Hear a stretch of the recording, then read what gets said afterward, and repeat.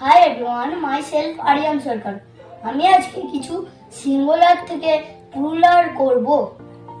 সিঙ্গুলারের পরে s, ss, sh, ch এবং x যদি থাকে তখন ইএস যোগ হবে লাস্টে। যেমন box, boxes, fox, foxes, brush, brushes, lunch, lunches, etc. কোনো ওয়ার্ডের লাস্টে যদি ওয়াই থাকে তখন আইএস বসবে। Example baby, baby, city, cities, lady, ladies, etc.